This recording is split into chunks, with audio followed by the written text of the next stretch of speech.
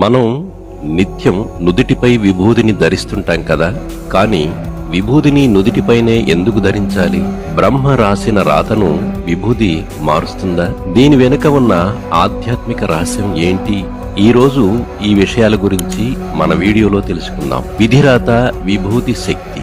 మనందరికీ ఒక నమ్మకం ఉంది, బ్రహ్మ రాసిన రాతను ఎవరూ మార్చలేరని. కానీ శైవ సాంప్రదాయాల ప్రకారం పవిత్రమైన విభూదికి ఆ రాతను మార్చే శక్తి ఉంది. విభూది అంటేనే పాపనాశనం.